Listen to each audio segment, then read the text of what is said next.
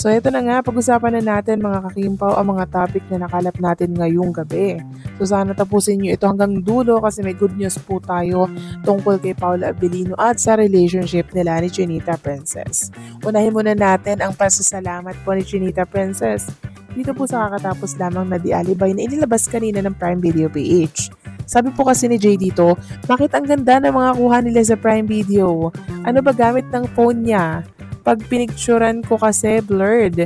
Gusto ko yung rehistro ng mukha ni Kim Chu sa screen. Ang ganda niya. Then nabasa po to ni Kim Chu, sabi niya, thank you, The Alibay episode 3 and 4 now, up only on Prime Video. So, dapat nga lang mga kimpaw, no? Na i-blurred pagdating sa camera para nang sa ganun, hindi maganda yung kuha ng mga nagnanakaw po ng mga video tapos ina-upload sa Telegram. Diba? Mas maganda yung mapapanood dyan sa The Alibay. Talagang makikita nyo doon yung mga effect na talagang maganda. Diba? Talagang ginastosan. And syempre, nakaka-relax yung mga kuha nila doon kasi ang gaganda po mga kimpaw ng mga place ng pinagsyutan po ng The Alibay. Samantalang next topic naman tayo. Pag-usapan natin mga kakimpaw, ito pong pinusuan ni Paolo Abilino na komento ng isang fans. So meron kasing bashers na nag-comment. Ito yung sabi ng bashers, ba't sinabi ba ni Kim na type niya yung si Paolo? Fan service lang yan din. Si Kim, magaling dyan si Kim. Kaya yung partnership nila, maganda. Sabi naman ni Kim, last na niya yan na alibay. And then, may nag-reply dito, isang fan po ng Kim Pao. Sabi po ni Bea, manahimik ka, Gerald fan na sa Australia, Judy, at never bumalik si Pao sa ex niya. Sinabi na niya yan. Never nag-unfollow si Pao ng ex. FYI, wala siya pake sa nakaraan. Yan mismo sinabi niya. Move on na kayo, happy na ang Kim Pao. So take note na happy na ang Kim Pao. At alam niyo po, hinart reaction ito ni Paolo Abilino.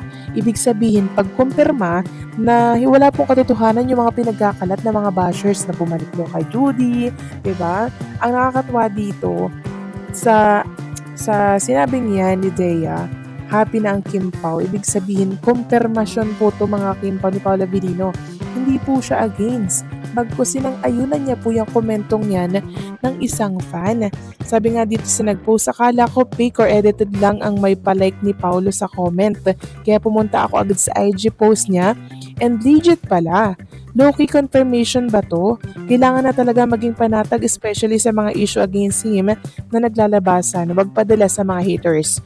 So yan po mga kimpaw, totoo na po talaga to. Hindi na po ito pag-iilusyon. Kinumpirma na mismo ni Paolo Abilino mga kimpaw. Ayan happy na po si Kim and Paolo Abilino. At never bumalik si Paolo sa ex niya. So yan po, napakalinaw mga kakimpaw ha. Kaya maging panatag lang tayo. Kasi isa na po ito sa mga kumpirmasyon. Grabe, si Paolo Abilino pala nagbabasa lang yan ng mga komento dito sa social media. Tahimik lang siya ha. At pag nagustuhan niya yung comment, iha-heart react niya. So ibig sabihin, nakamasid lamang siya at nagbabasa ng mga sinasabi po natin sa social media. So ano kayo ngayon mga bashers? Ngayon yung sabihin na lalamig na si Paolo Abilino kay Kim Chu at ngayon yung sabihin na pan-service lang ang ginagawa nila sa isa't isa. So hindi totoong pan-service. For real na talaga to. Si Paolo ay tila mas direct daw sa mga sagot recently. Kaya nagkakaroon ng haka-haka na tinatapos na niya ang pag-iwas o pagdeni sa real score nila.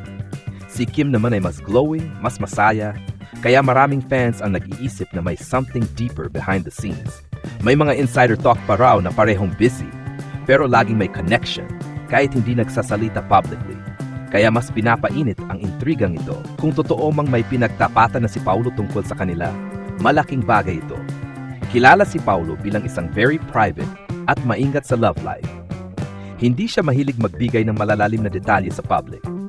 Kaya kung may inamin man siya, even a small hint, ibig sabihin may bigat at katotohanan ito.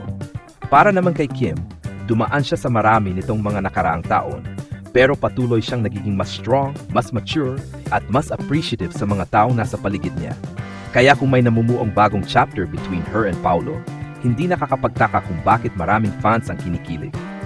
Ang mas nakakatuwa rito, kahit hindi sila nagkukumpirma, ang chemistry nila ay nagsasalita na mag-isa, on-cam, off-cam, sa interviews, sa behind the scenes. Kaya naman, kahit walang label, maraming tao ang naniniwalang may something real. Ang ganitong balita ay malinaw na ginagawang pa-cryptic at pa-misteryo para mas lalo pang maging viral. Pero sa dulo ang mahalaga, masaya ba sila individually? Nagkakatrabaho ba sila na maayos? Nirerespeto ba nila ang boundaries at privacy ng isa't isa? At mukhang oo sa lahat ng ito.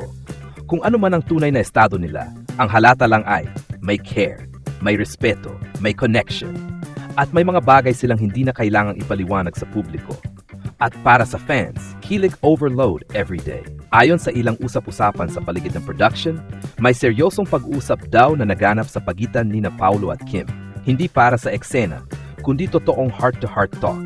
Hindi man alam ang detalye, pero ang sabi ng insiders, doon nagbago ang dynamics nila. Halata raw sa kilos ni Paulo na may pinoprotektahan siya. Mas naging maingat, mas maalalahanin, at parang laging nakabantay kay Kim.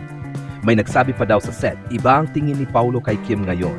Hindi pang character, pang totoo. Si Kim naman, nagkuwento raw sa kaibigan na iba na ngayon si Paulo. Hindi raw niya in-expect na magiging ganito ka-sincere at ka-open si Paulo sa kanya. Kaya tuloy ang tanong ng fans, ano ang sinabi ni Paulo? May mga eksenang hindi ipinalabas o hindi sinadya na mapa-upload tulad ng yung aftertake na hindi agad naghiwalay ng tingin, yung parang may inside joke na sila, yung pag-alalay ni Paulo kahit hindi naman kailangan. May pinagtapat ay para bang teaser lang ng mas malaking revelasyon na hindi pa nila sinasabi pero paunti-unting lumalabas sa mga kilos at galaw nila. Grabe, kung totoo nga na may pinagtapat na si Paulo tungkol sa tunay na estado nila ni Kim, malaking bagay ito hindi lang para sa fans, kundi pati sa industriya ng showbiz mismo. Si Paulo kasi, kilalang sobrang tahimik, sobrang private, at halos hindi nagsasalita pagdating sa love life. Kaya kapag siya ang nagsalita, kahit isang pahiwatig lang, may bigat, may sincerity, may direksyon. At dito na pumapasok ang nakakakilig at nakakaintriga. Bakit bigla siyang nagsalita? Ano ang nagbago? Posible kasing napuno na rin si Paulo sa mga haka-haka at pressure. Kaya minabuti niya magbigay ng clue para somehow masettle ang mga tanong ng publiko. Pero ang pinaka-interesting dito ay hindi lang kung ano ang sinabi niya, kundi ang teaming. Bakit ngayon? Bakit bigla? Bakit parang mas open na siya? Ibig sabihin, may nangyaring shift sa pagitan nila ni Kim. Makikita mo rin kay Kim lately. Iba ang glow, iba ang saya, iba ang confidence. Hindi iyon acting, hindi iyon pang-promote. Parang may personal peace and comfort siyang nadarama. At madalas, ganyan ang mga taong may something special na nangyayari privately. At kung totong may pagtatapat na naganap, hindi na nakakagulat. Ang chemistry nila on cam ay hindi basta-basta. Pero ang mas matibay na palatandaan ay yung off-cam gestures.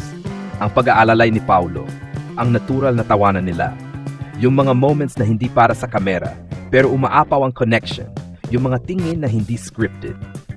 Kapag pinagsama mo lahat ng iyon, hindi mo kailangan ng label para makita ang katotohanan.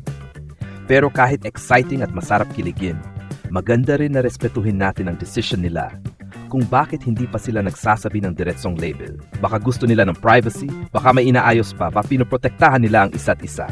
At to be fair, may karapatan sila doon. Ang malinaw lang, kung may itinapat man si Paulo, hindi iyon basta-bastang salita.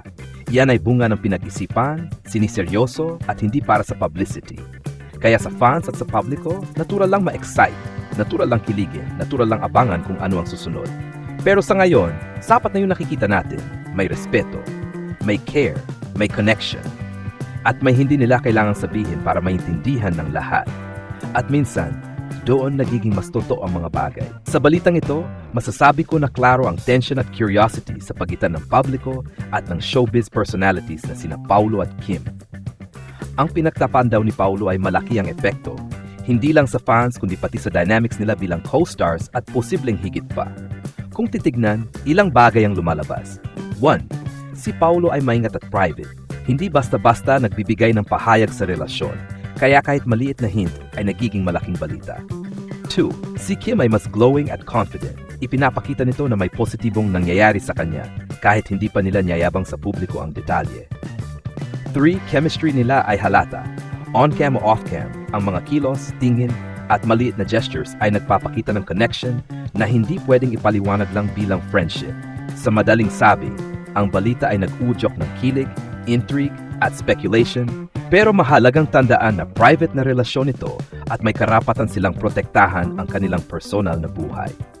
Ang pinakamahalaga, kahit anong pahayag o hint ni Paulo, malinaw na may respeto, care, at koneksyon sa pagitan nila ni Kim. At yun ang tunay na nakakaenganyong bahagi ng storya.